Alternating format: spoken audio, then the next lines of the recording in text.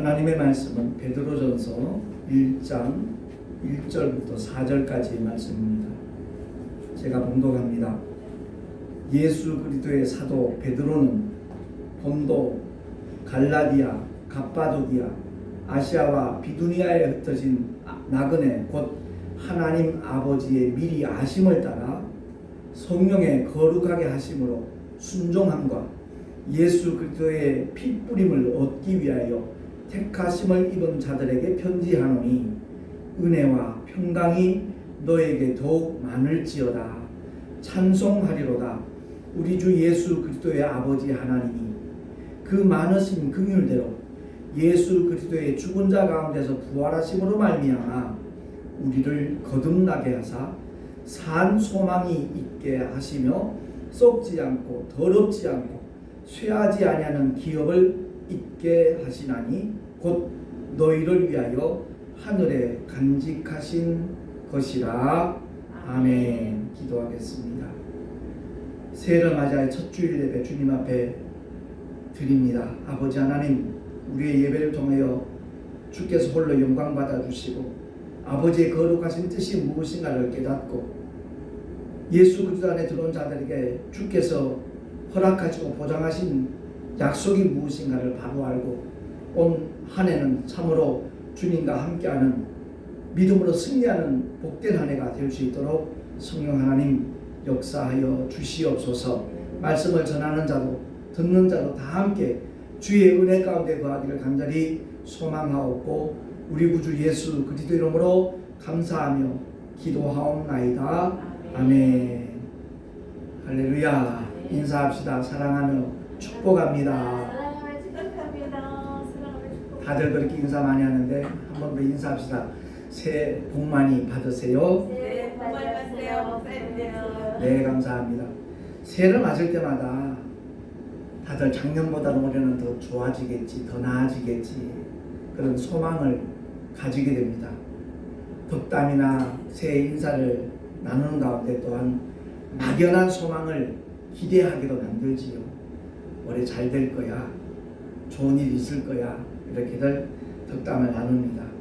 뿐만 아니라 나름대로 구체적인 계획도 세우고 그리고 분명한 목표를 설정하기도 합니다. 그런데 성경은 이와 같이 말씀합니다. 야고보서 4장 13절 주님이 말씀하시기를 주보에 나와 있습니다. 합독합니다. 시작.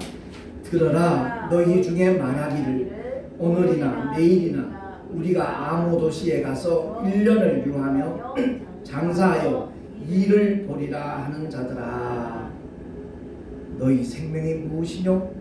너는 잠깐 보이다가 없어지는 안개니라 라고 말씀을 하고 있습니다. 분명한 계획도 세웠지요. 내일이나 오늘이나 우리가 어떤 도시에 가서 거기서 1년을 유하면서 우리가 많은 돈을 벌어보리라, 이렇게 생각하는 자들아, 너희 생명이 뭐냐? 잠깐 보이다가 없어지는 안개에 불과하다 하는 것을 말씀을 합니다. 다시 말해서 영원한 미래에 대해서는 전혀 개념치도 않고 관심도 없고 그저 이 세상 살아가는 데 필요한 육신의 일들만 도모하는 사람들이 얼마나 어리석은 사람인가에 대해서 말씀을 하고 있는 겁니다. 수많은 사람들이 그것이 전부인 줄 알고 그것이 행복인 줄 알고 거기에만 매진을 하죠. 미래에 내 영혼이 어디를 가는지 전혀 모르는 채 오직 육신의 일에 몰두하거나 목적지도 없이 그저 열심히 부지런히 빨리 걸어가고 달려가는 인생들이 얼마나 어리석은 자인가 하는 것을 성경은 구구절절을 통해서 말씀을 하고 있는 겁니다. 분명한 목적지가 있어야 된다는 거죠. 그래서 오늘 베드로를 통해서 하나님께서 우리에게 일깨워주신 말씀은 1절 2절에 보니까 우리는 어떤 사람들인가, 나그네라는 것을 일단 먼저 말씀을 하죠. 나그네와 행위는 지나가는 사람이죠. 어딘가를 향하여 가는 사람입니다. 근데 하나님 아버지 미리 아심을 따라서 성령의 거룩하게 하심을 얻어서 순종하는, 그리고 예수 그리스도의 피 뿌림을 얻기 위하여 택하심을 입은 자들이다 라고 성경은 말씀합니다. 저와 여러분은 누군가를 통해서 복음을 듣고 내가 똑똑해서 내가 지혜로워서 예수를 믿겠다고 선택한 것 같지만 사실은 하나님께서 우리를 택정하셔서 누군가를 통하여 아니면 어떤 환경과 사건을 통해서 주님의 품으로 돌아올 수 있도록 하나님께서 섭리하셨다는 것을 우리 모두 깨달을 수 있기를 바랍니다.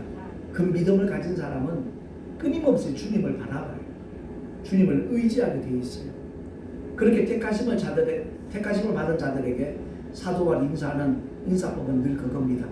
은혜와 평강입니다. 하나님의 은혜가 더딥혀진 사람의 결과가 평강이거든요. 돈 많으면 뭐예요? 마음이 불안한 것은 행복한 사람일 수 없잖아요. 그렇죠? 아무리 건강할지라도 역시 마음에 끊임없이 불안과 두려움이 있다라면 그 사람은 행복한 사람일 수 없잖아요. 그래서 하나님의 은혜가 임하기만 하면 그 사람의 신분이 어떻든 어떤 위치에 있든 하나님께서 평강 주시기를 원하시는 우리들의 아버지인 줄로 믿습니다. 그래서 주님은 만나는 자들에게 평안할지어다, 평강이 있을지어다, 샬롬 샬롬 그렇게 인사를 하셨거든요. 그래서 우리 모두가 올 한 해는 하나님의 은혜 가운데 거하는 복된 한 해가 되기를 예수 이름으로 축원합니다. 그러면 늘 평안해요. 평안하면 그 평안 속에서 놀라운 지혜도 있고요. 하나님께서 함께 하시는 증거들도 그들을 통하여 나타나요. 그 사람의 모습을 통해서, 표정을 통해서, 말 한마디 한마디를 통해서 하나님의 사랑이 느껴지도록 하나님 역사하실 것이고, 그런 일련의 과정들을 통해서 천하보다 귀한 영혼이라는 표현을 많이 하는데 죽게 돌아온 영혼이 천하보다 귀한 영혼이에요.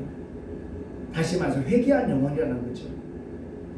주여, 저는 죄인이었습니다.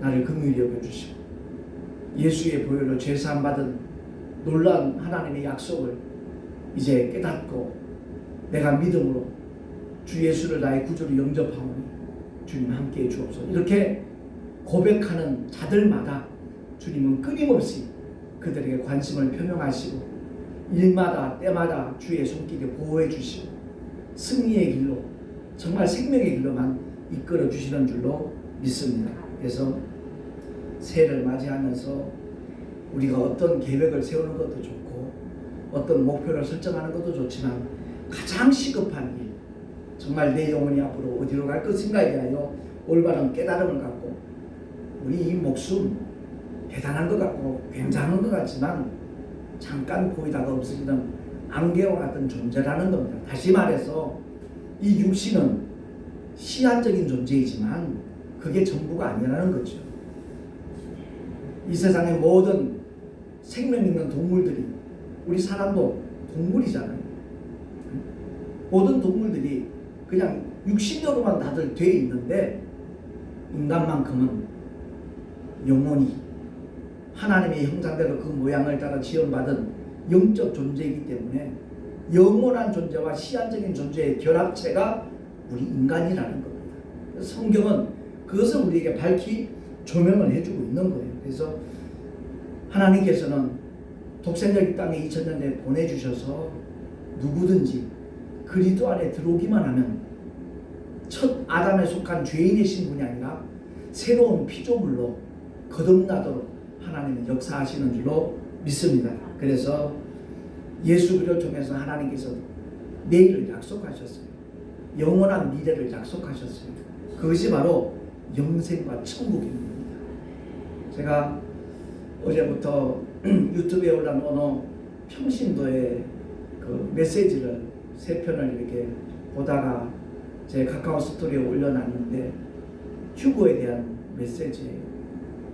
많은 분들이 처음 듣는 얘기일 수 있어요. 휴거가 한 번 있을 것으로 생각하지만 실상은 2번이라는 거죠. 저도 처음에 그 대목을 대하는 순간에 이랬거든요. 그런데 얼마나 디테일하게 정말 구체적으로 성경의 사건들을 통해서, 인물들을 통해서 이렇게 대조를 시킴으로 말미암아 분명히 7년 대환란이 이 지구상에 임할 텐데 그 환란 이전의 휴거를 할 수 있는가?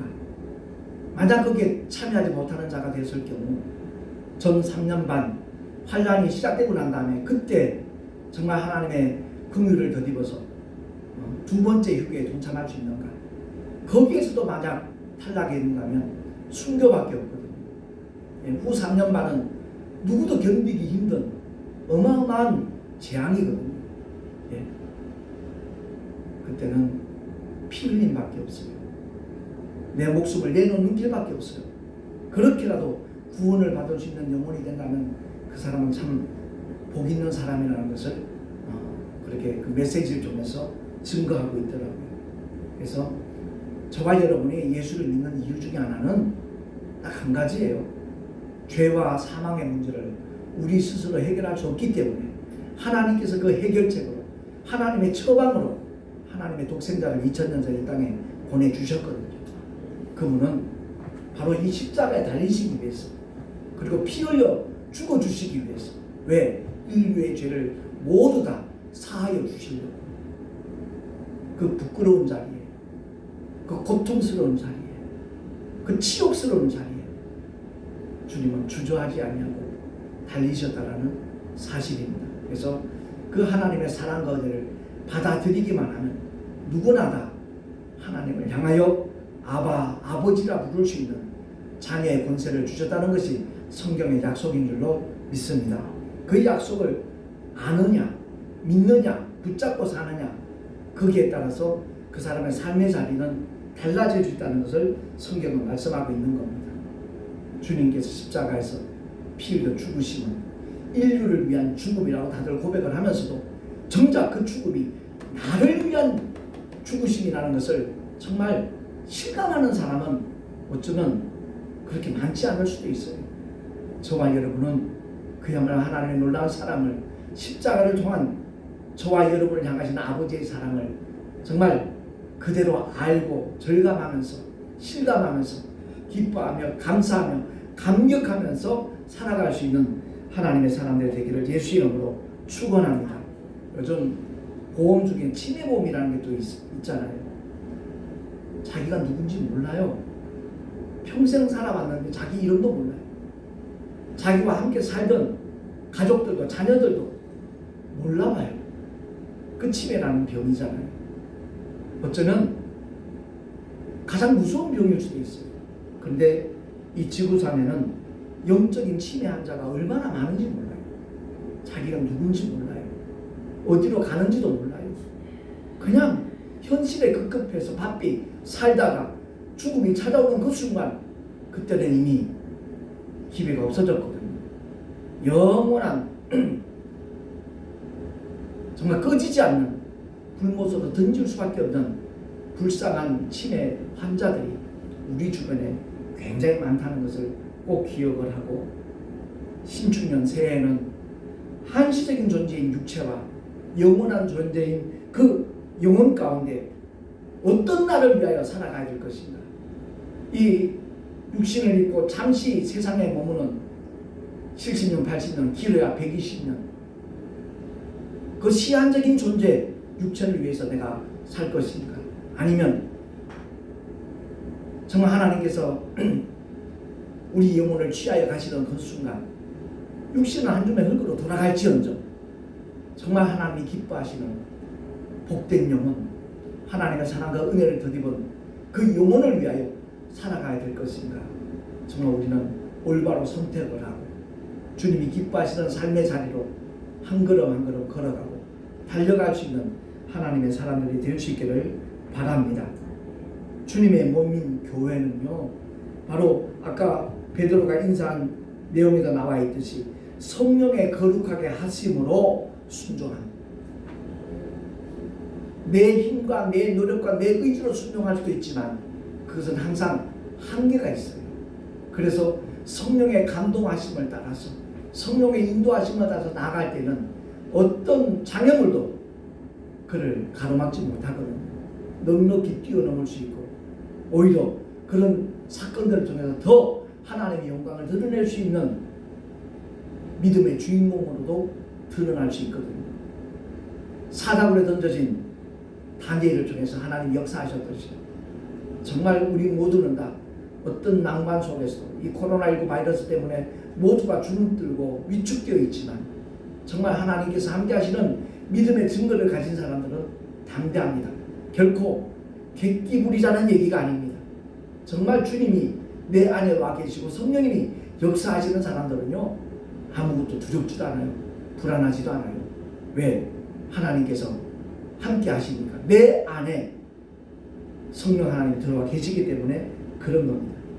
아무쪼록 새해를 출발하는 이 출발선상에서 우리 모두 다 주님의 뜻이 무엇인가를 바로 알고 하나님께서 기뻐하시는 일이라면 정말 이것도 저것도 하리라 결단한 믿음의 사람들답게 우리 모두가 다 그 야고보서의 말씀대로 그렇게 살아가는 한 해가 될 수 있기를 예수 이름으로 축원합니다. 뿐만 아니라 베드로 후서 3장 8절을 통해서 이 한 가지 사실을 잊지 말아야 되거든요. 근데 사람들은 이걸 자꾸 잊어버려요. 지금 내가 겪고 있는 이 고난의 시간에 너무 길게 느껴져요. 장구한 것 같아요. 어쩌면 영원한 것처럼 착각도 해요. 근데 성경은 분명히 이와 같이 말씀하고 있습니다. 주보 맨 밑에 나와 있으니까 우리 한 목소리로 합독합니다. 시작. 주께는 하루가 천년 같고 천년이 하루 같은 이 한 가지를 잊지 말라. 아멘. 천년이 하루 같은데 우리가 사는 인생의 세월이 길면 7, 80 아니면 120년인데 이건 그야말로 눈 깜짝할 사이라는 거죠. 이 고난의 때를 오직 주님을 바라보고 의지함으로 말미암아 넉넉히 이겨내고 언젠가 나그네 인생을 마치는 그 순간에 하나님 앞에 설 수 있는 우리 모두가 되십시다. 분명히 주님은 이렇게 약속을 합니다. 한때 베드로는 지상 낙원을 꿈꿨거든요. 예수님이 예루살렘 입성하심으로 말미암아 이제 그야말로 유대인의 왕으로 등극을 하시면 이 중에 누가 좌편에 앉고 우편에 앉을까? 그 꿈들을 꿨어요. 베드로를 위시해서 요한을 위시해서 모두가 다 아마 그 꿈을 꿨어요. 그런데 실패했잖아요. 예수님을 3번씩이나 부인했잖아요. 그러나 돌이킨 후에 성령이 임하신 다음 베드로는 완전히 딴 사람이 됐거든요. 그래서 우리의 산 소망이 무엇인가에 대해서 분명하게 말씀하고 있는 우리 본문에 나와 있는 3절 4절인데 제가 3절 읽을 테니까 4절을 합독하도록 하겠습니다. 베드로전서 1장 3절 제가 읽습니다. 찬송하리로다. 우리 주 예수 그리스도의 아버지 하나님이 그 많으신 긍휼대로 예수 그리스도의 죽은 자 가운데서 부활하심으로 말미암아 우리를 거듭나게 하사 산 소망이 있게 하시며 썩지 않고 더럽지 않고 쇠하지 아니하는 기업을 있게 하시나니 곧 너희를 위하여 하늘에 간직하신 것이라. 아멘. 곧 너희 대신 내 이름을 넣어보세요. 곧 정우를 위하여 하늘에 간직하신 것이다. 뭐가? 썩지 않고 더럽지 않고 쇠하지 아니하는 기업을 있도록 하신다는 거예요. 상속하신다는 거예요.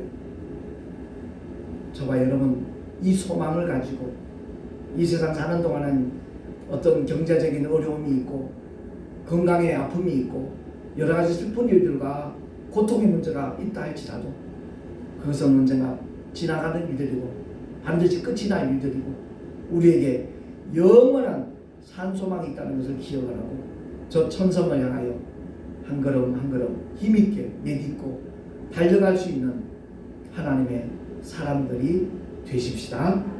기도하겠습니다. 하나님 아버지 감사합니다.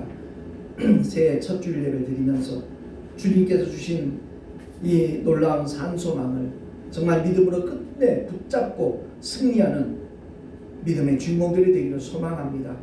어떤 유혹이 있을지라도 어떤 어려움과 심지어 박해가 있다 할지라도 끝까지 믿음을 지킬 수 있는 십자가의 정의 군병들 다 되게 하여 주시옵소서.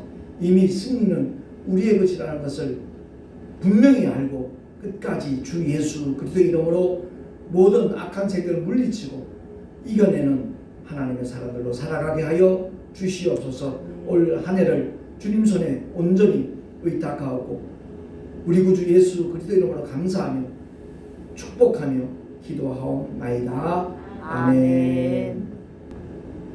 찬송가